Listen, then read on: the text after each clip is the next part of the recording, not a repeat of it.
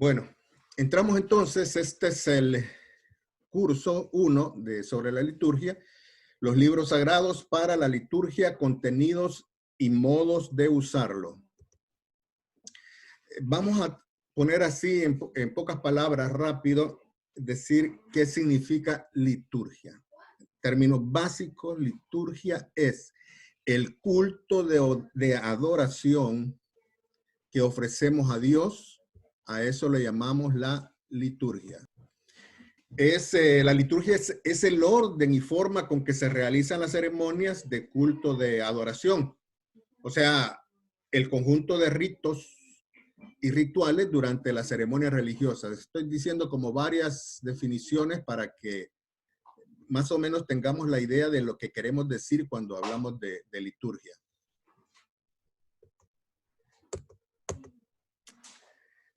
Ejemplo de liturgia, lógicamente, la misa, la ceremonia de bautizo, la boda religiosa, todas esas son liturgias. Por ejemplo, está la expresión, el sacerdote comenzó la liturgia con la lectura de un pasaje de los santos evangelios. O la liturgia comenzará a las 10 y luego se quedarán conversando los feligreses. Tal vez han oído esas expresiones, ¿no? O sea, se está refiriendo a ese ritual. Así es que la palabra no es propia solo de lo religioso, para que tengamos una mejor idea del sentido de la palabra. Por ejemplo, en términos generales, la forma en que celebramos un cumpleaños, por ejemplo, o los entierros, hay todo un proceso, hay todas unas ciertas reglas. Por ejemplo, si estamos celebrando un cumpleaños, el momento del pastel, el momento de repartir los dulces, que tiene toda una secuencia, tiene todo un orden. Así es que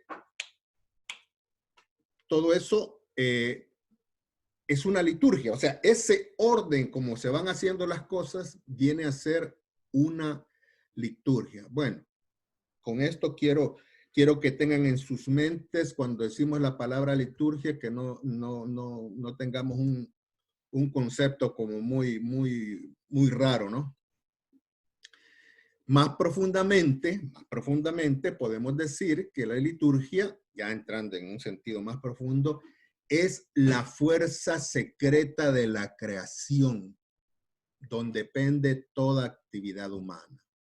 Podemos decir, es solo en la adoración donde la iglesia puede aprender la voluntad de Dios.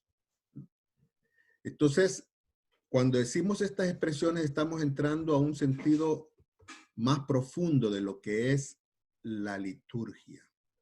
O podemos decir, la liturgia es el culto que damos a Dios, y en ese culto, ahí está el corazón y la vida de la experiencia cristiana. Dígame.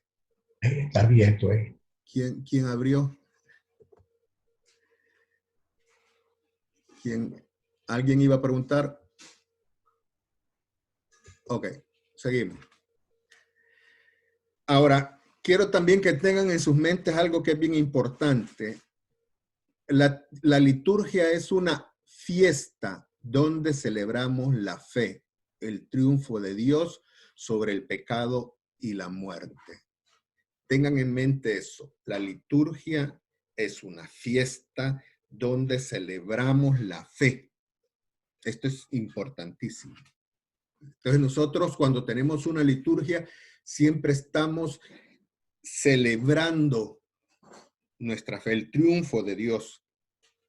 Estos son conceptos claves que tenemos que tener cuando hablamos de liturgia.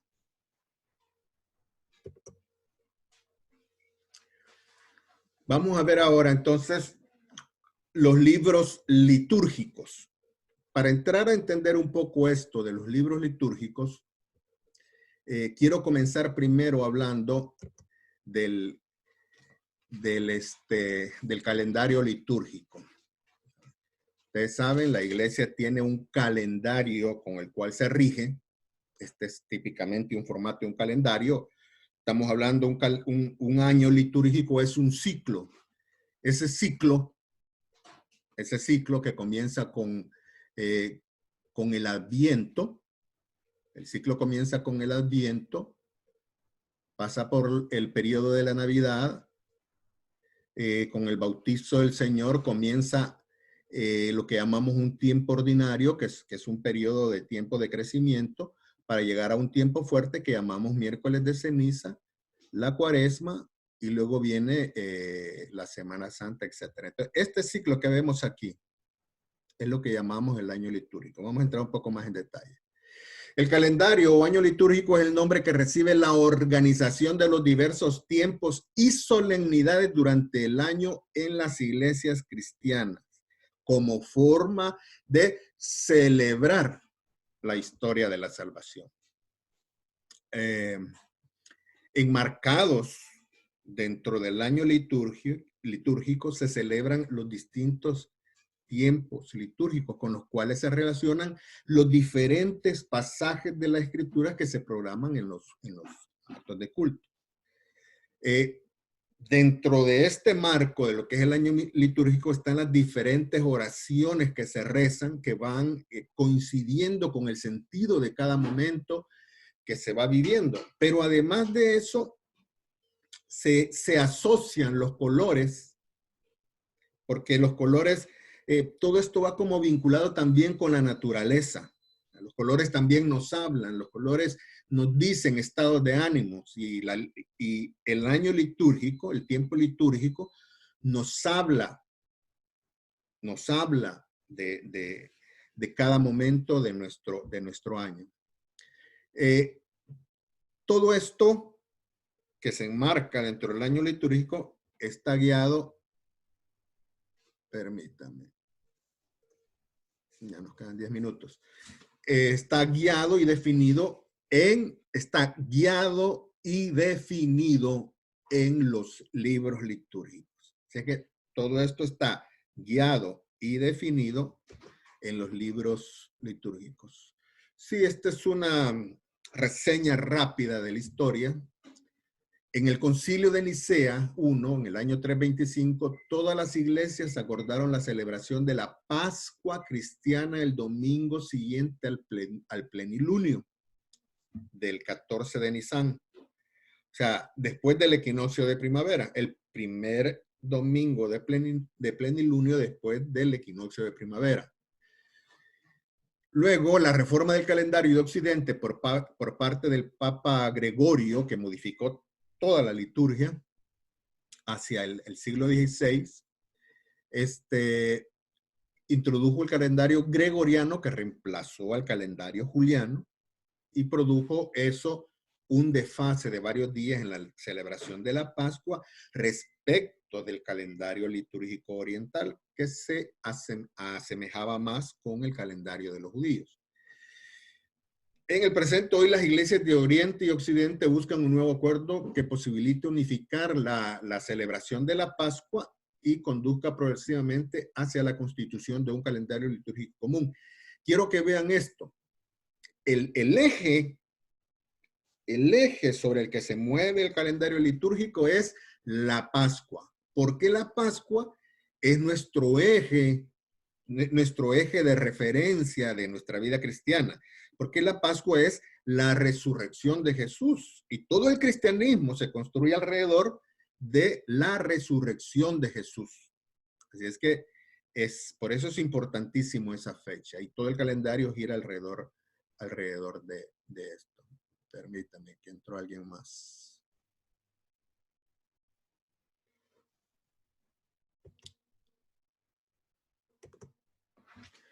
Sin embargo, el propósito del año litúrgico no es marcar el paso del tiempo, sino celebrar y entender con mayor claridad todo el misterio de Cristo, desde su encarnación y nacimiento hasta su ascensión el día de Pentecostés y la espera de su regreso en gloria. Entonces, durante el curso del año, el misterio pascual, la pasión, la muerte, resurrección, ascensión de Jesús, es vista desde diferentes ángulos y con diferentes luces. Porque es un mismo hecho que puede y debe verse desde diferentes ángulos para poder aproximarse a la dimensión del misterio.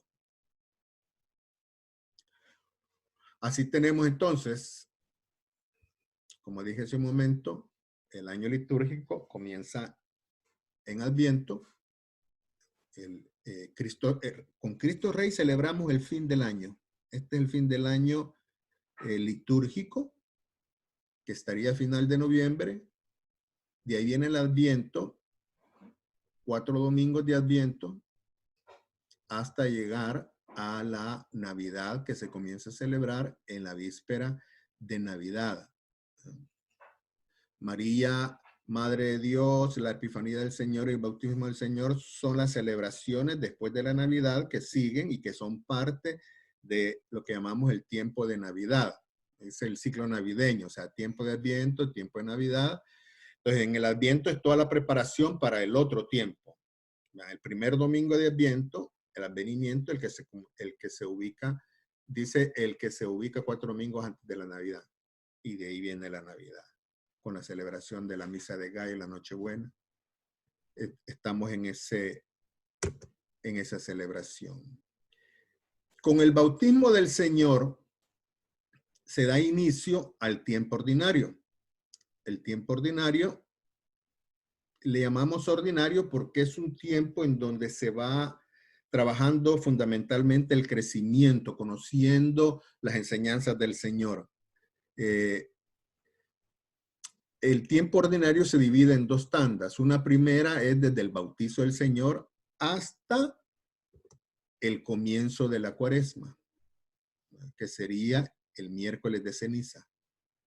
Entonces, el miércoles de ceniza, estamos ya entrando en la Cuaresma y pasamos en la Cuaresma junto con el tiempo pascual, hacen también un solo bloque, ¿no? Lo que llamaríamos el ciclo pascual.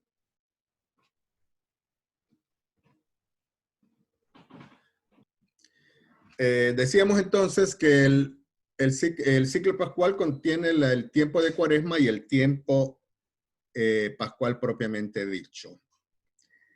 El tiempo pascual se extiende desde la vigilia pascual, que es el primer domingo, el domingo de gloria, sería el domingo primero de Pascua. Y entonces, todos esos domingos, esos 7 domingos son domingos de Pascua, hasta que llegamos a Pentecostés. Y después de Pentecostés se retoma lo que llamaríamos el tiempo ordinario para terminar con la fiesta de Cristo Rey. Esto es importante que lo tengan presente, esa secuencia, que es lo que nos va a servir para entender lo demás de los libros litúrgicos. Entonces, viene la Pascua, la Ascensión del Señor, que es antes que es en el día 40, y luego viene Pentecostés.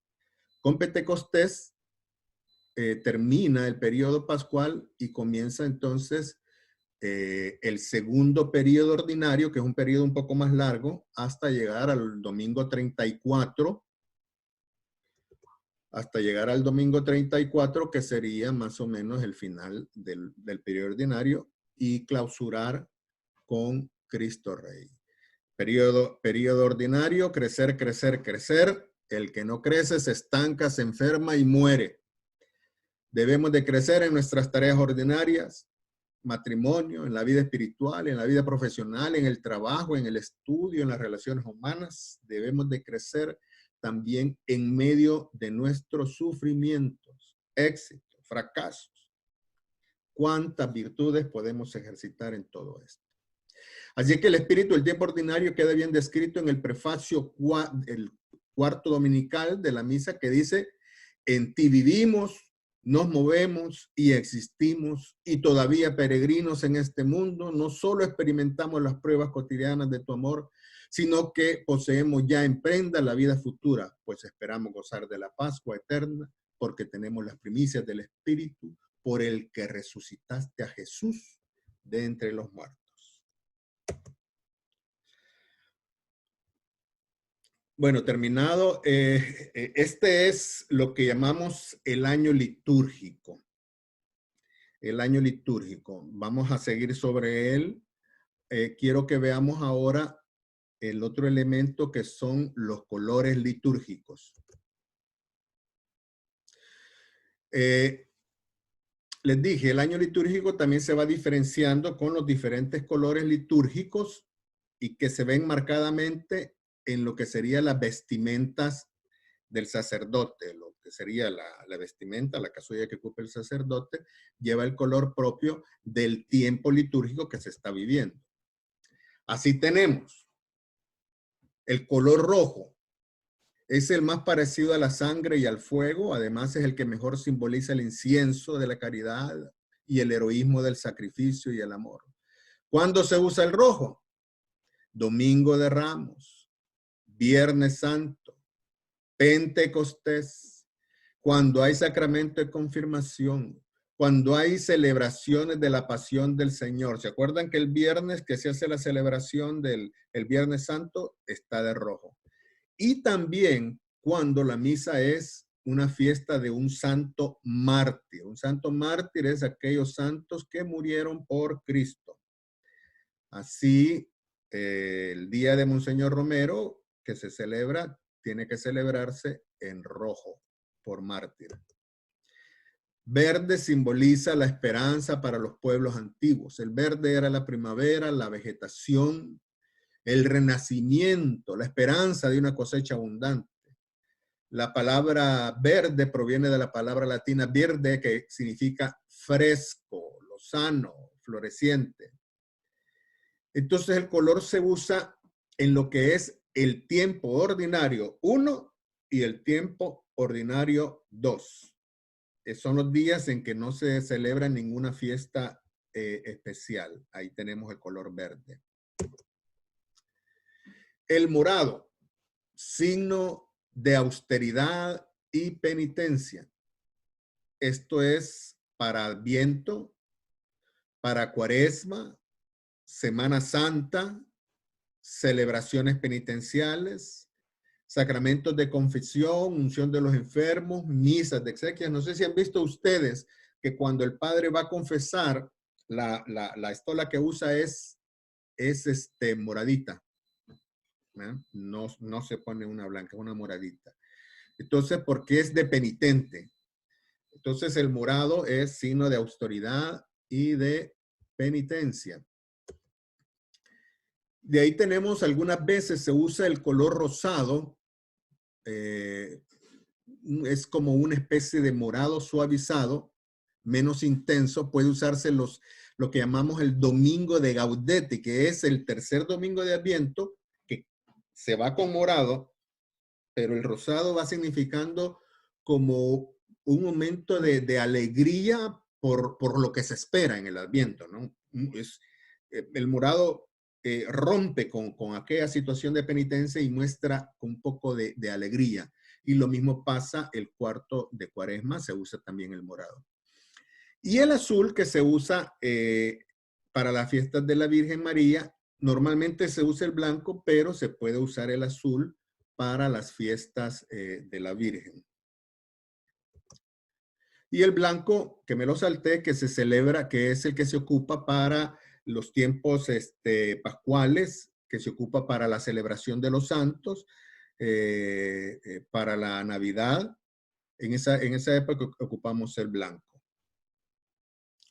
Bueno, aquí estamos ya un poco con los colores, los tiempos litúrgicos, ¿no? Colores y tiempos litúrgicos.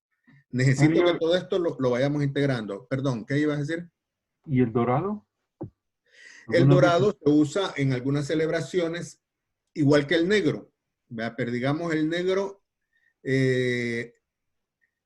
ya no se usa tanto el negro, se usa el morado. Y el dorado, hay algunas celebraciones de santos y celebraciones especiales que se usa el morado, o más bien se usa más con ribetes morados. Ahora, el leccionario normalmente nos dice las veces, las misas en que se va a usar el color dorado. Eso lo vamos a ver nosotros, que va a decir white gold.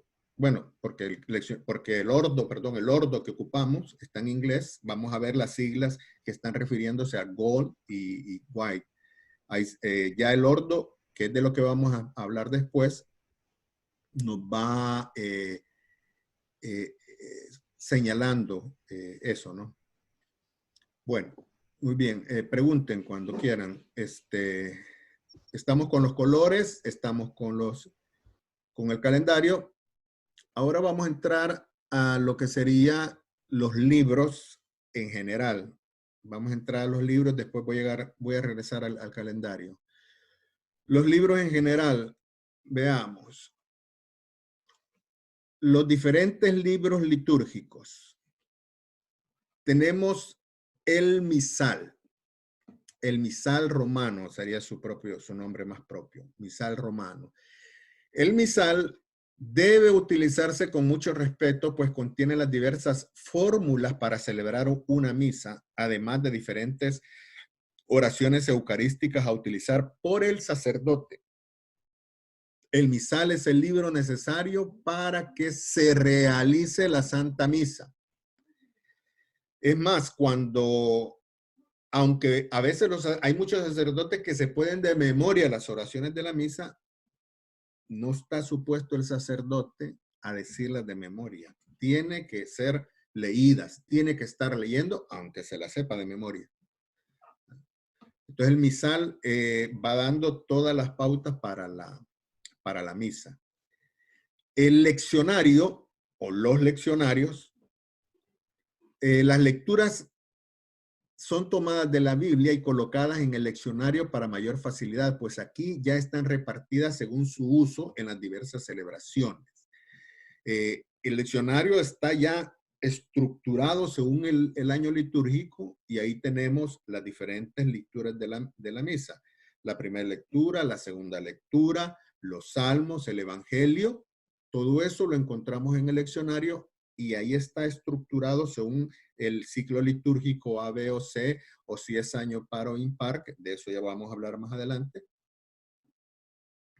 Y nos dice exactamente las lecturas que son las que se deben leer en cada momento.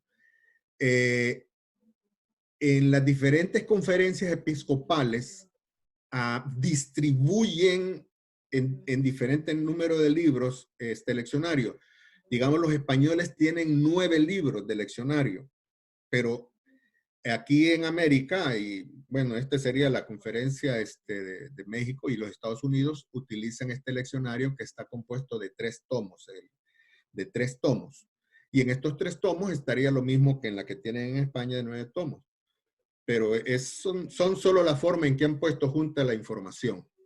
Así es que nuestro leccionario tiene 3 tomos.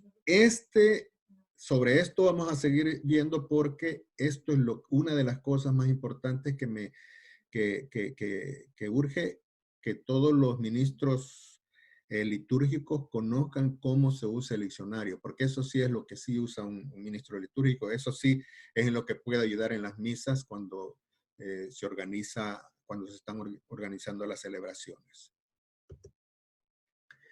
Tenemos además el otro libro litúrgico, que es el evangeliario, similar al leccionario.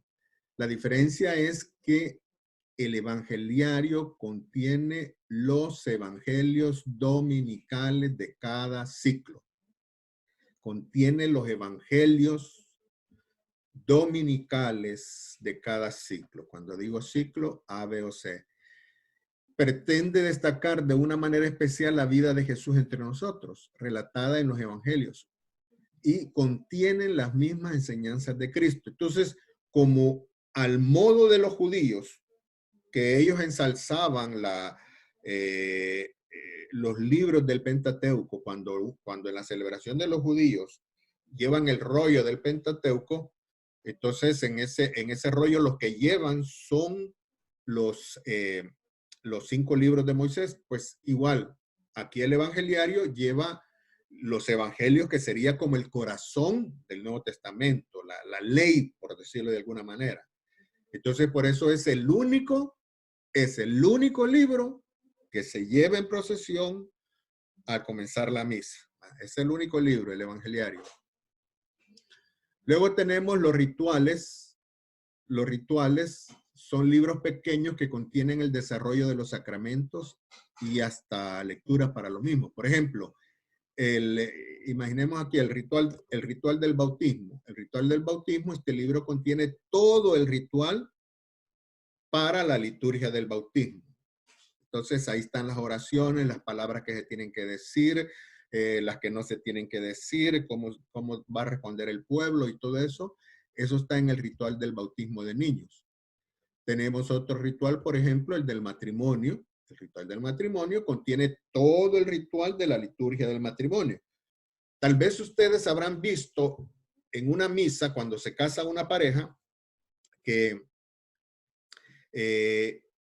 después del evangelio se hace el ritual del matrimonio. Pues en ese momento se deja de lado el misal y se toma el ritual del matrimonio, y entonces todo ese rito que ven, permítanme, todo ese rito que ven es el ritual del matrimonio que está contenido ahí. Entonces en ese libro están todas las posibles oraciones, todas las posibles lecturas, todas las posibles, las diferentes opciones que se tienen para un matrimonio, que muchas veces en los matrimonios las parejas tienen opción de escoger lecturas, las formas de la entrega, etcétera, de la entrega verbal,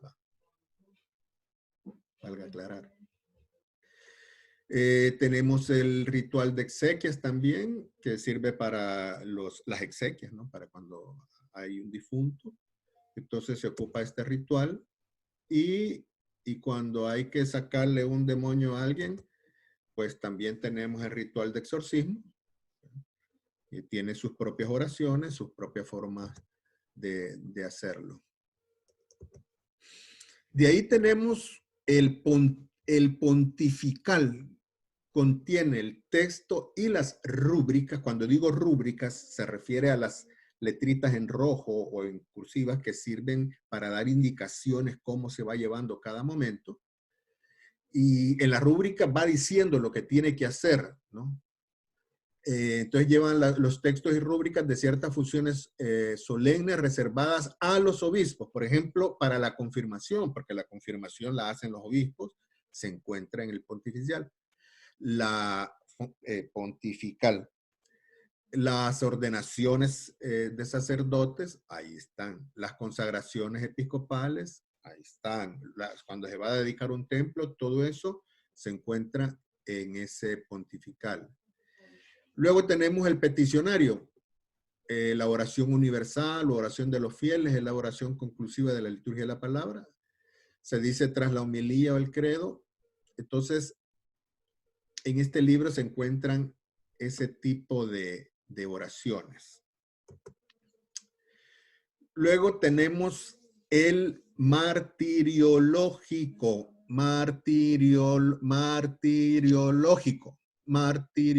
El martiriologio romano es el catálogo de los santos y beatos. O sea, no solo los santos y los santos mártires, aunque diga martiriológico. Martirologio.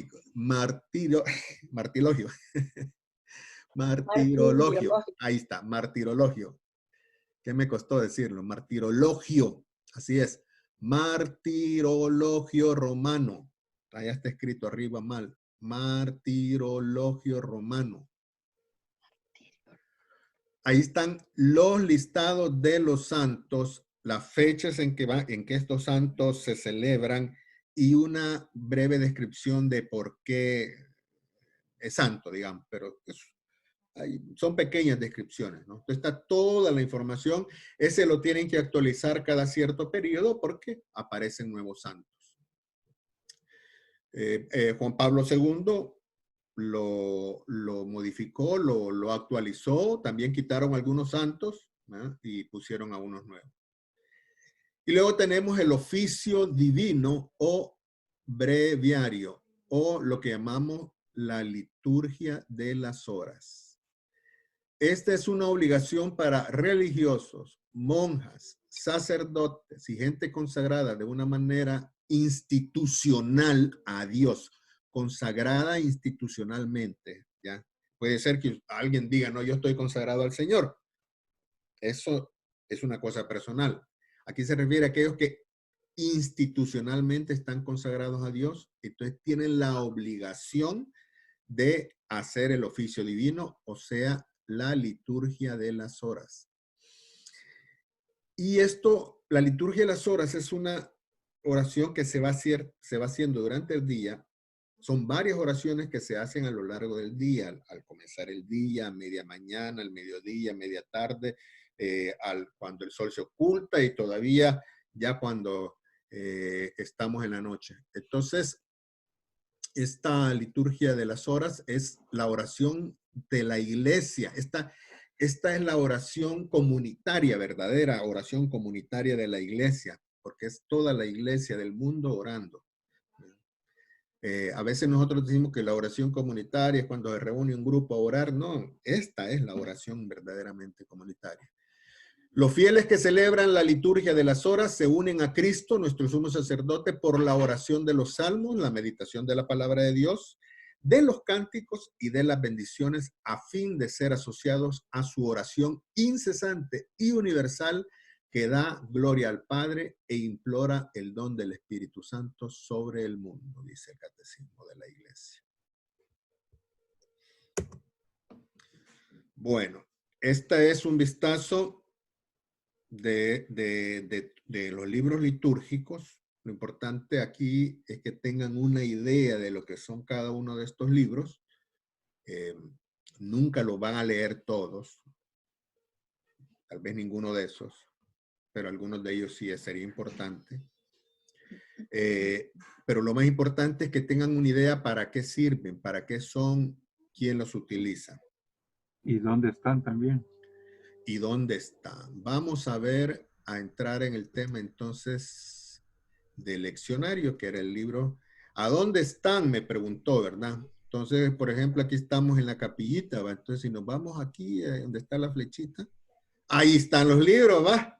A tiempo, preguntó este. Entonces, ahí en la capilla, por ejemplo, ahí tenemos donde se guardan las copas, donde se guardan los manteles, y aquí en esta esquinita están todos los libros que ocupamos. ¿Qué ven aquí? El misal romano, ¿va? El misal romano, ahí está el leccionario 2, el leccionario 3. ¿Y dónde estará el leccionario 1? Lo más probable es que está aquí. Aquí los tenemos en inglés y en español. Muy bien. ¿Qué tiempo preguntaste dónde estaba esto? Viendo más de cerquita, ahí estamos. Ahí está el evangeliario para las procesiones. Libros litúrgicos, el leccionario, repartido en varios tomos, contiene las lecturas bíblicas de todo el año litúrgico en 3 ciclos anuales, A, B y C. Recoge lo más importante de la Biblia. Son lecturas muy bien escogidas que concuerdan con el espíritu del ciclo anual, temporal y santoral, particularmente dominical. Vamos a entrar entonces a ver el leccionario. Tenemos el leccionario 1, 2 y 3. Ahora aquí quiero que por favor presten atención, porque esto sí es fundamental. Necesitamos que sepan, que entiendan qué es lo que hay en cada uno de ellos, porque aquí es donde nosotros como ministros litúrgicos es que nos ponemos a trabajar realmente, a ayudarle al Padre. Cuando llegamos a querer organizar las lecturas, tenemos que saber cómo usar los leccionarios, para no andar perdidos ahí, y cuál es la lectura que va hoy, cómo hago. Hay que saber usar el leccionario. Tenemos 3 leccionarios. ¿Qué contiene el leccionario 1? Vamos a ver. Permítame, vamos a hacer esto un poco más chiquito. Ahí está. El leccionario 1, ahí es como que abrir casi la primera página, ¿no? Fíjense bien, dice, aquí arribita dice, que va desde Adviento hasta Pentecostés.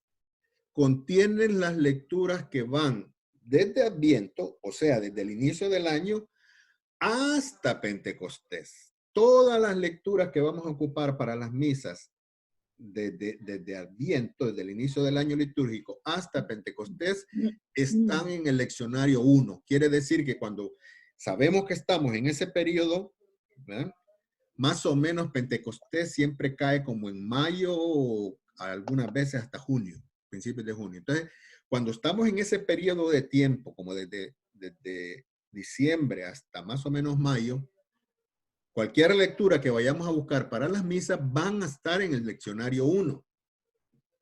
Ahora, el leccionario 1 tiene su propia estructura.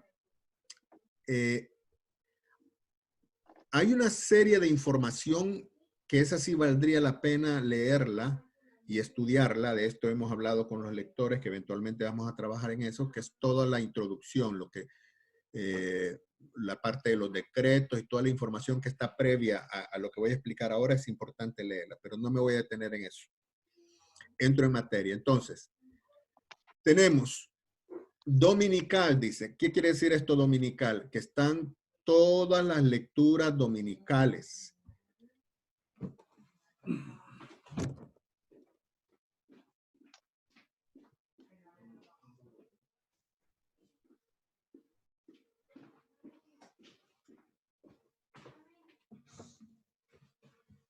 Perdón.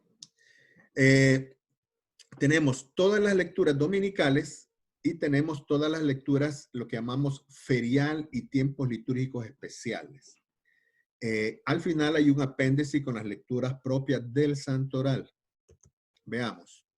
Aquí más o menos está estructurado esto. El tiempo de Adviento. El tiempo de...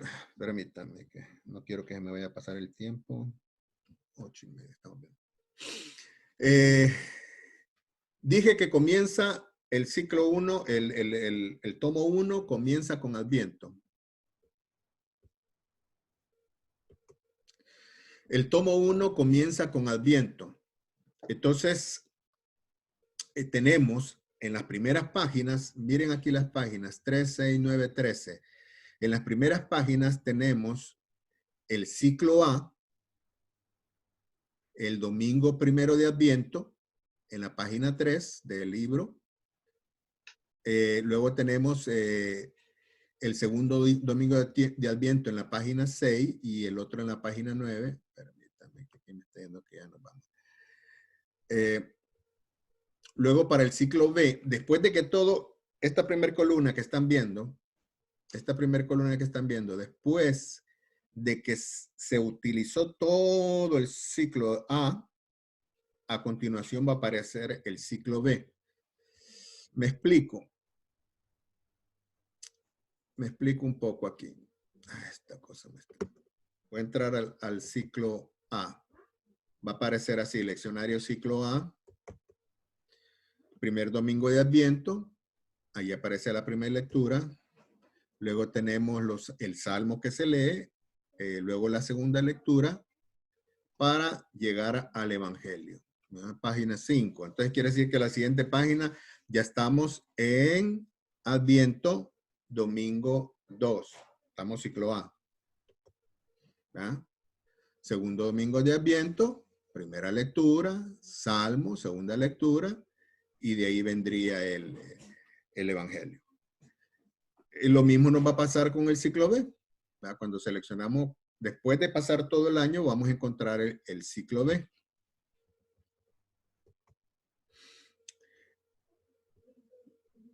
Lo mismo va a pasar para el tiempo de Navidad, tiempo ordinario, tiempo cuaresmal, tiempo de Pascua y terminamos con el domingo de Pentecostés. Aquí termina el uso dominical del tomo 1. El uso dominical del tomo 1.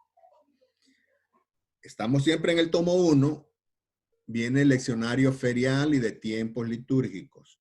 ¿Qué quiere decir esto? Aquí estamos en la semana. ¿Verdad? Ya no estamos en los domingos, estamos en la semana. Así es que en el tiempo de Adviento tenemos la primera semana de Adviento, pero los días de la semana. Ahora, quiero que vean que en la semana no tenemos ciclo A, B y C. Es una sola. ¿Okay? Semana 1, pum. Ahora, pero sí que es lo que va a haber en la, por ejemplo, en el tiempo de Adviento. Bueno, aquí me pasé la página. En la página anterior dice lunes. Lunes de la semana 1. Viene la primera lectura y aquí está una segunda opción de lectura para esta primera fecha. Luego el Salmo y luego viene el Evangelio. Aquí viene el martes. Primera semana de Adviento, martes. Primera semana de Adviento, martes. El Salmo y luego el Evangelio.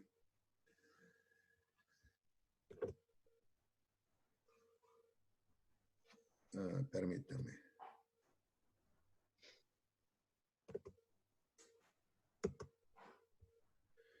Lo mismo pasaría con Navidad. Ahora, tiempo de Adviento, tiempo de Navidad, vienen con lecturas únicas. Ahora quiero que vean lo que pasa en el tiempo ordinario. En el tiempo ordinario vamos a tener años pares y años impares. Aquí van a ver ustedes que dice años impares 1 y dice años pares 2. O sea, el unito es para años impares y los dos palitos es para los años pares. ¿Qué quiere decir? Que ese año, por ejemplo, hoy estamos en el 2020, es un año que termina en número par. Entonces, ese año par va a ser la primera lectura. Esto es solo para primeras lecturas. ¿Ya? Lo demás, lo que sería el evangelio en sí no cambia. ¿No? Aquí dice, ve, años 1 y 2. ¿Qué quiere decir? Que esto no cambia. Y los salmos tampoco.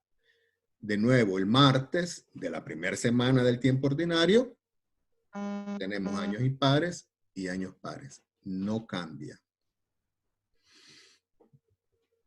Luego al final tenemos el santoral para ese periodo. El santoral para ese periodo.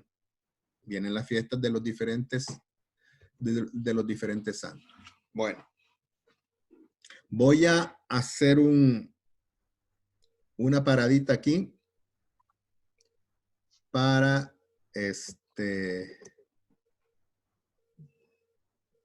continuar después, pero antes de eso vamos a hacer algunas pequeñas preguntas. ¿Cómo están? ¿Tienen alguna pregunta hasta este momento? No los veo, solo díganme si alguien quita el micrófono y díganme si están bien hasta este momento. Sí, Mario, Luis Garnica, siempre he tenido la inquietud de cuándo se cambian, o eso ya se definió por concilio y son por sécula. Bueno, ¿cuándo se cambia? Aquí les explico. Voy a explicarles pues. A ver si nos da el tiempo. Tenemos 3 ciclos para los domingos, ¿no? Tenemos 3 ciclos para los domingos. El año litúrgico cristiano pasa por 3 ciclos llamados A, B y C. Cada ciclo tiene su propia secuencia de lecturas del Antiguo y Nuevo Testamento en la liturgia de la iglesia. La distribución de textos bíblicos a lo largo de los 3 años brinda a los fieles una visión integral de toda la historia de la salvación. Entonces, en el año A, la lectura principal, el Evangelio, sigue el Evangelio de San Mateo. El año B, leemos San Marcos y el año C, leemos San Lucas. El Evangelio de San Juan está reservado para ocasiones especiales, sobre todo para fiestas grandes, solemnidades, énfasis en la Semana Santa, y también se lee parte en el año B. Ahora, ¿cómo saber cuál es el año litúrgico? ¿Cuál es el año en el que estamos? Digamos el año 1, el año de Cristo, se comenzó con el ciclo A. Ahora, ¿cómo encontramos los ciclos?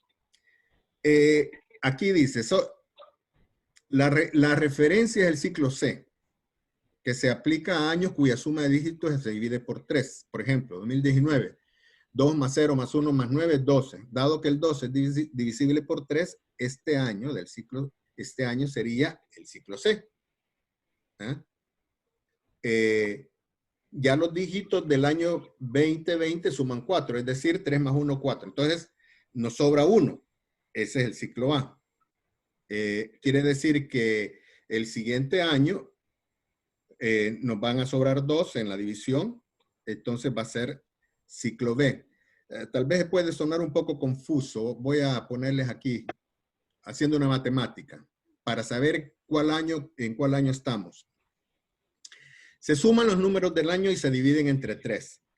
Si la división es exacta, es ciclo C. Si sobra 1, es ciclo A. Y si sobra 2, es ciclo B. Hagámoslo, vamos a ver. Año 2020, 2 más 0 más 2 más 0 es igual a 4. ¿Estamos bien ahí, va? Ahora, al dividir 4 entre 3, sobra 1. Entonces, si sobra 1, el 2020, ¿qué ciclo es? Ah, El ciclo A. Si hacemos el 2021, nos va a dar 5. 5 entre 3, nos va a sobrar 2. Ciclo B. Pero como ya sabemos que después del A sigue el B también. Quiere decir que en el 2002 nos va a dar un múltiplo de 3. Va a ser ciclo C. Y esta es la manera con que se calculan los ciclos, en qué ciclo estamos, si de repente aparecimos en el mundo y decimos, ¿y hoy qué ciclo es? Ahí lo vemos, ¿no? Esta es la matemática. Y esto que acabo de explicar está escrito en los libros litúrgicos, explicando cómo se puede saber en qué ciclo se está. Esto es tomado directamente de los libros litúrgicos. Don Mario, entonces, Ajá. ¿el ortodox en dónde queda? No hemos llegado al orto todavía. Menos de un minuto. Bueno, a ver si nos da tiempo ahorita. Vamos a decir, pero atención, cada ciclo comienza con su año litúrgico, es decir, desde la primera semana de Adviento. Esto significa que litúrgicamente el ciclo 2020 comienza ya en el 2019. Entonces, el primer domingo de Adviento, que fue 1 de diciembre del 2019, no tenemos que esperar hasta el 1 de enero del 2020 para entrar en el ciclo A, ya que el punto de partida no se basa en el año calendario, sino en el año litúrgico. Y de nuevo, ciclos A, B,